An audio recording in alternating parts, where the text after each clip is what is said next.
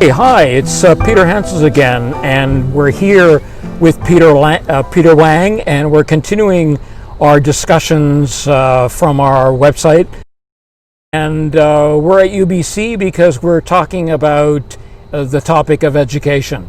And this is a very important topic for the Chinese Canadian community because it affords them the opportunity to explore critical thinking.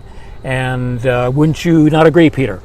Of course, I certainly agree with you. Hi, folks. Welcome back to our channel of Still Water Run Deep. And I'm glad to have a conversation with Peter again after 5 months. Yes, 5 months. Yeah. Thanks to the pandemic. Thanks to the COVID-19, we're living it. We're living it in full color. Okay, so we're here at the campus, as I mentioned again, of UBC. We're just to the south of the beautiful clock tower here, and it's appropriate for discussions on education. And Peter will start us off specifically to give us some feedback about the experiences of his son in the education system here in Canada. Peter? Thank you for mentioning that.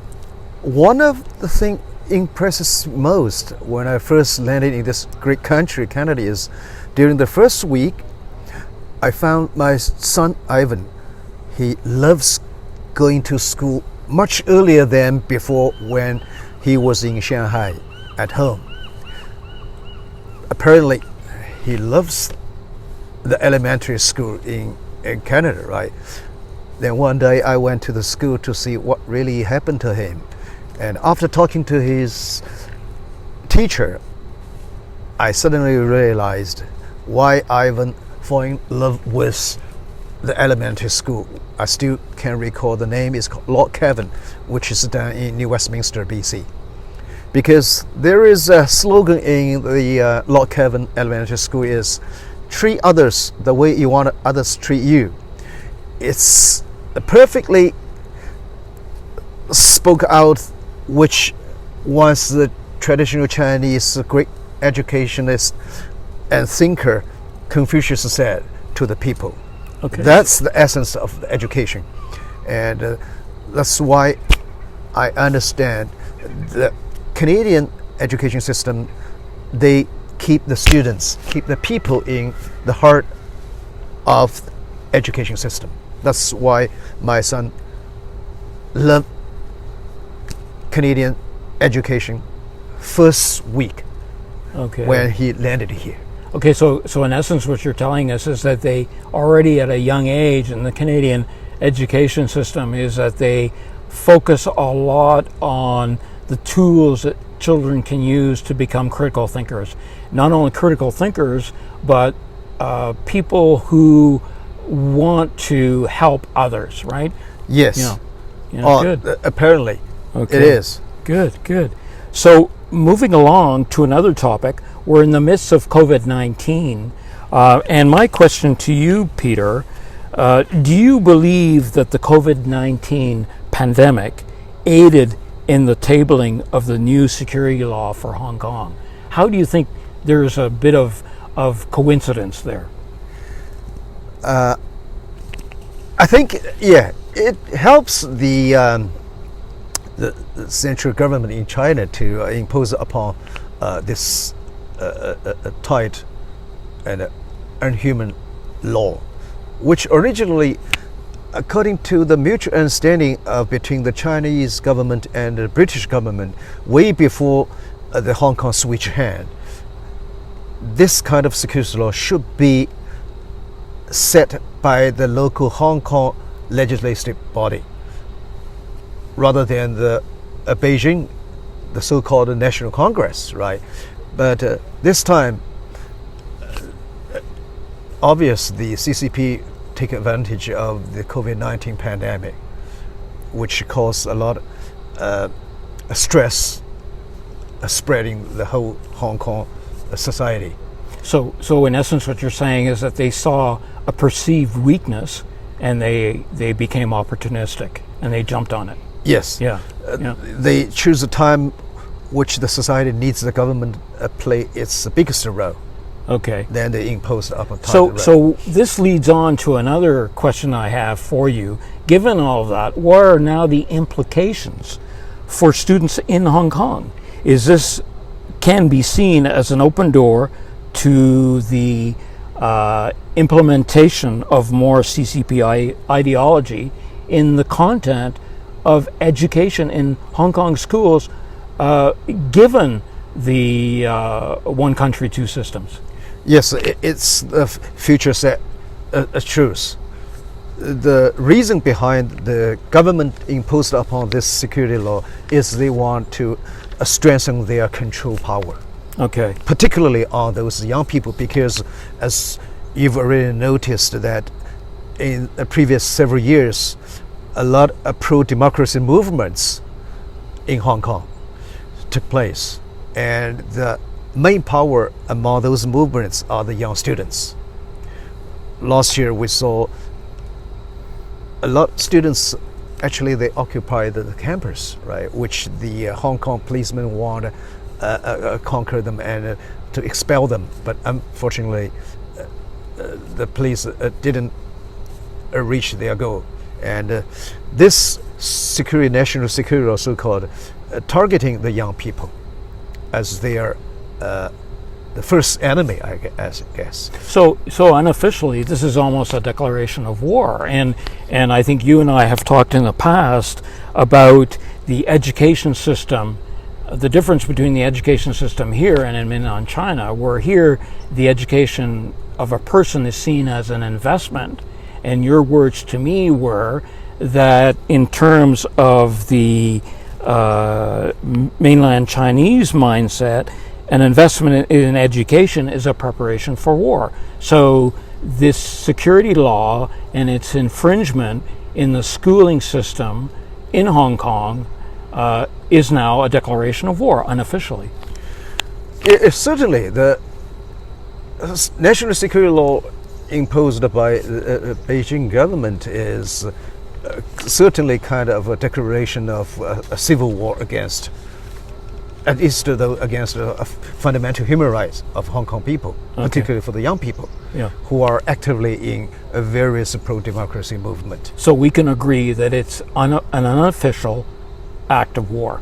Yes. Unofficial. Yeah. Actually, we've seen the war is already starting. Right? Well underway. They're arresting a lot of young leaders who were active in the pro-democracy movement last year.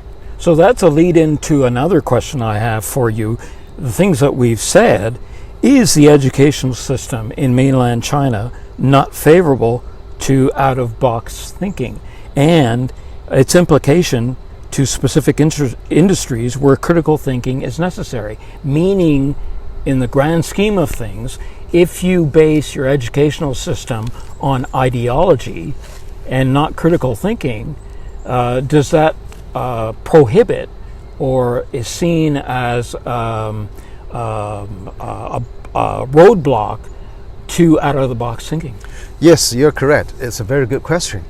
As a matter of fact, the reason why a lot of people ask, why with the rapid economic progress, China still cannot produce a lot of Nobel laureate in various scientific areas? The answer deep-rooted in your question is because contemporary Chinese current education system is learned from the Soviet Union. And the essence of this education system is they adopt such a policy like that the CCP control everything of the university, from university to the kindergarten, the whole education system. Then the problem is, with that being said, new human will be brought in their mind in the various government officials. So the universities in China now part of like it's a politics affair. Those scientists and researchers, their resources was allocated by those CCP officials, not by the professional committee and the research scientists.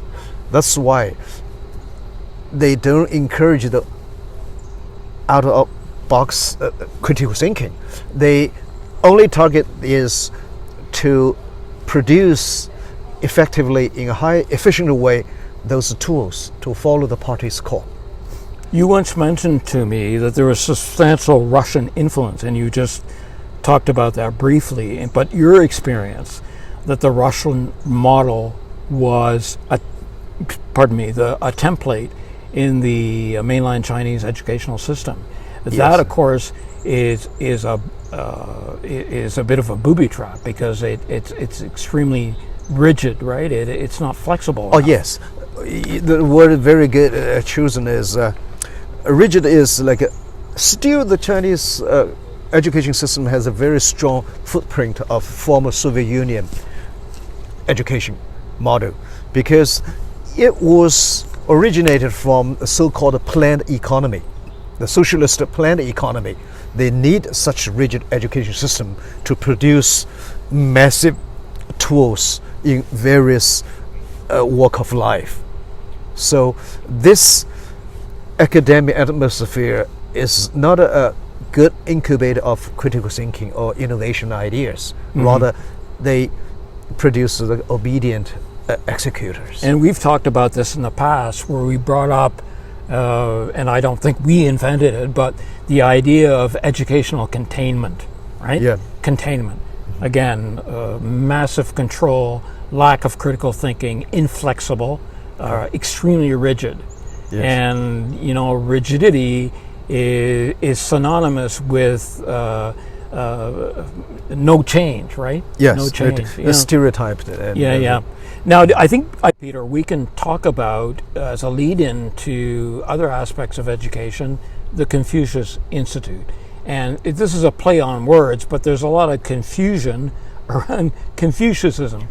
So why don't you take a few seconds and clarify to us exactly what is meant by Confucianism and what should invariably be the real focus of Confucius Institute. And then I will give you my background and things that I saw on 60 Minutes Australia, which what happened at the University of Queensland, and also the Canadian experience at McMaster. So if you could please. Yeah, thank you, Peter. Let me introduce what I personally thought Confucius is.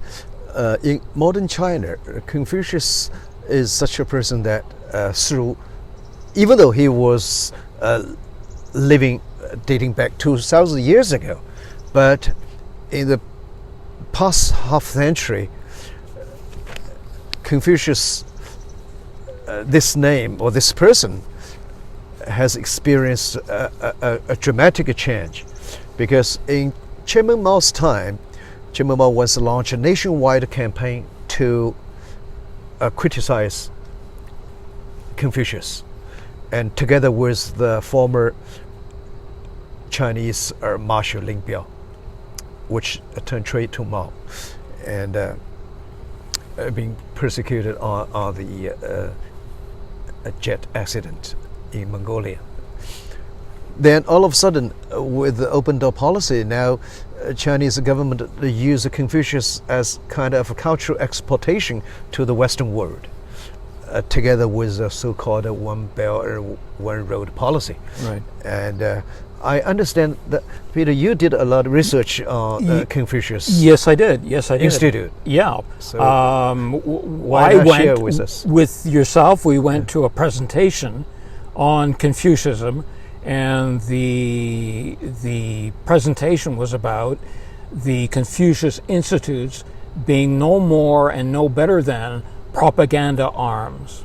And one of the examples in the presentation that you and I saw was the example of McMaster University, where the Confucius Institute was pressing for admission of a Confucius Institute on the campus of McMaster, which is in Hamilton, south of Toronto.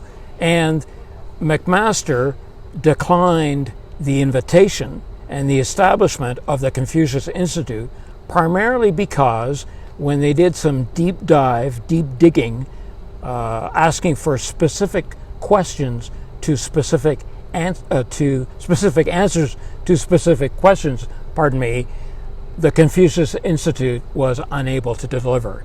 So McMaster turned down the request. And this is what you and I saw in this presentation on the Confucius Institute. So that's eye-opening.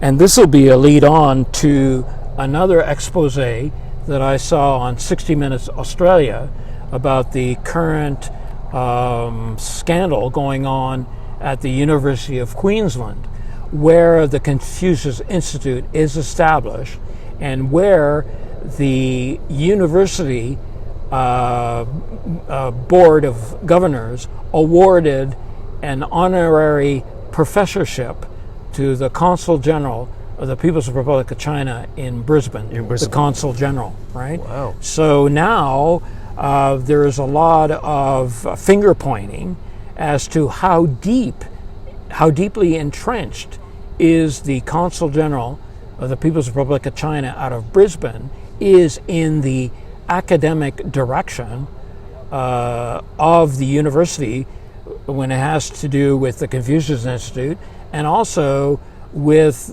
the mainland Chinese students who are attending the University of Queensland. Unfortunately, it's gotten to the point now where 63% of foreign students going to the University of Queensland are from mainland China. So they're at a position now where they are in a very compromised position, right? And they've given this honorary professorship to the Consul General of China in Brisbane. I was surprised to hear that 63%. 63%.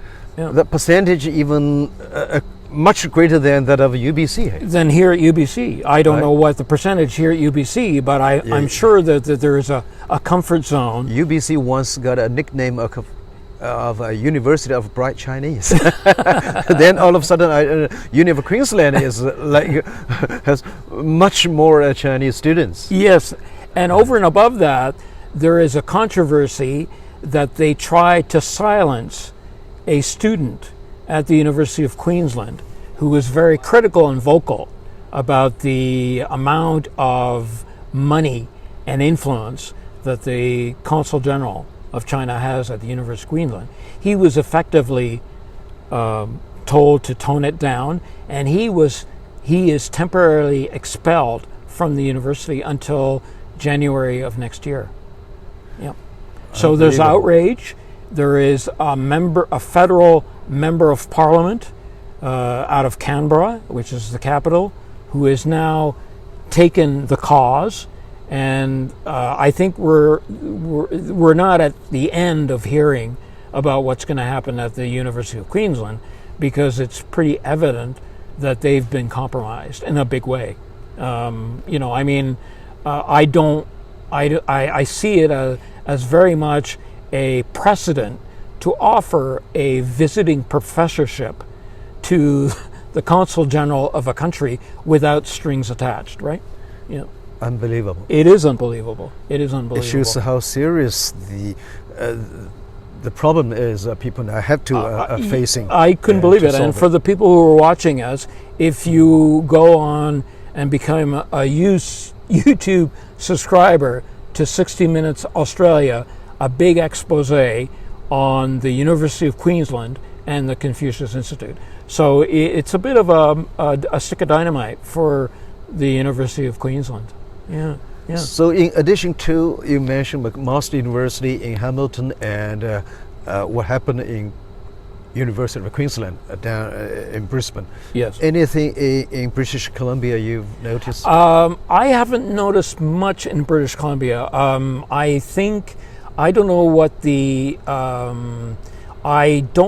the status is here at UBC. I don't think there is one here. I think maybe they were turned down, but I know that they have been expelled from New Brunswick, from the public schools in New Brunswick, and the major universities, UNB, because of their format. I want also take this opportunity to ask I'll invite your comment on the recent U.S. Government policy. They consider the Confucius Institute as a foreign agent. Yes, I think that's a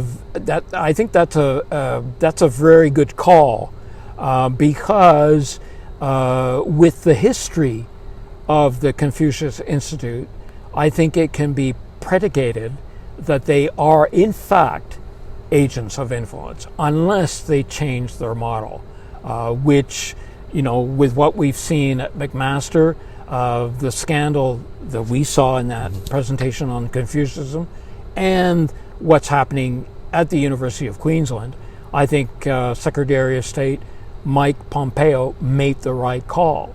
And I think what's going to happen now is that the Confucius Institutes are going to be under the gun to change their whole formatting and to prove that they are in fact not agents of influence. Yeah, as far as I know, is they haven't changed the format of the operation, but they formally changed its name, changed it from the Confucius Institute into Chinese International Education Center. Still, it's affiliated a body to the Chinese Department of Education. Yeah, but I think, Peter, we can maybe sum up on this. A wolf in sheep's clothing is always a wolf in sheep's clothing. Yeah. Do you not agree? Yeah, I agree. Regardless of what coat it doesn't matter. You can change the coat, but you're still the person, right? Yes. So I think the pressure will be on now, unless they change their formatting and their programming. I think the responsibility would be on them to change what they need to change. Yeah, overall speaking, I also a firm believer of the education should go back to its authentic way to be run, and all serve the students. Yeah, as its core. So to end is to take away the confusion around Confucianism and make it what it's supposed to be. Yeah, and don't let the political party or government interfere the politics and daily operation of education. Politics and education are not a good mix. So thanks, Peter. Thank you. Thank you for our listeners and viewers.